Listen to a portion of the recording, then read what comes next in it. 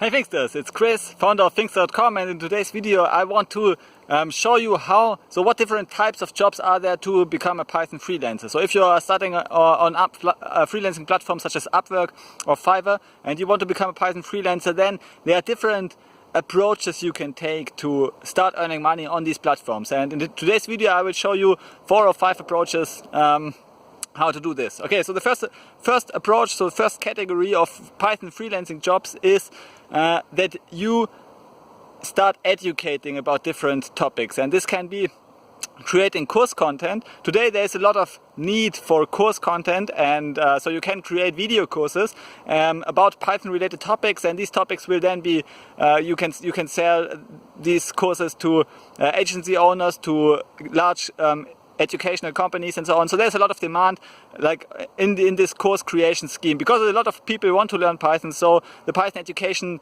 sector is the first one I would look at if I would start my Python freelancing career these days. And I have seen some freelancers that are actually subscribed to my Python freelancer course, which you can check out in the video description below, that earn $100 and more per hour as Python freelance educators. So they create educational videos and blog posts about this topic. So this is like the first niche you can be in, create educational content. And by doing this, you will of course learn, you will improve your skills, you will establish your hourly rate as a freelancer. So this is an excellent category to be in today in 2020. The second one is to become a consultant. So this is often the end game of being a Python freelancer, where you actually can start thinking about leaving the freelancing platforms, because the freelancing platforms like Upwork and Fiverr, they take 20% cut of your earnings. So therefore it's often a good idea to strategically think about how to leave these platforms and increase your hourly rate by 20% or more by not competing with the other guys on the freelancing platforms, and by positioning yourself as a consultant that gives value to companies. So he consults companies about different areas and different niches in the Python freelancing space. You open yourself up to a whole new level of income. So this is the end game of many freelancers, and you should, if you start out on these platforms, it's an excellent choice to gain some experience and to become more successful as a freelancer. But you should already have this end game in mind, that you want to become a consultant and consult companies and other business owners how to use which Python tools and how to apply different tools. It's like you need to have a lot of experience, but your hourly rate will also be very high if you position yourself as a consultant. The third way is to create websites with Python. And Python today is a very flexible language. It has a lot of back-end functionality. You can have MySQL databases on Python. You can have Django or Flask, which are Python web frameworks for a rapid development of websites. So you can of course develop websites in Python, and many business owners actually appreciate this. So they want to have their own websites still.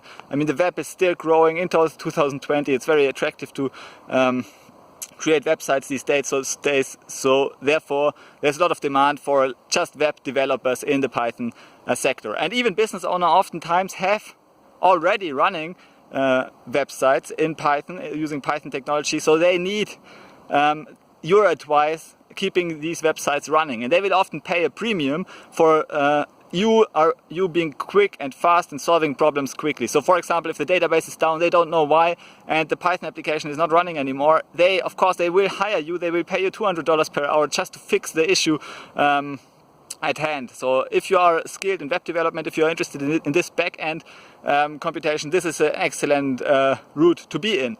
So the first one is machine learning engineer in Python. So this requires you that you have at least skills in Python. You have basic Python skills, but you also have advanced skills in libraries such as NumPy, scikit-learn, pandas, and even TensorFlow, like advanced deep learning libraries in Python. Then you can offer your services to create machine learning models, and machine learning becomes more and more trendy over time. So different companies have to develop models. So they have some data sets, some training data sets, they have some test data set. They just want you to develop better models with a higher accuracy, with smaller variation or variability of the output. So therefore they will just hire freelancers. They will hire maybe 10, 20, 30 freelancers for a single project, and then let them compete, let them create models with the highest accuracy. And if you are committed to mastering the field of AI and machine learning, then you can earn a lot of money, you can get a lot of projects these days,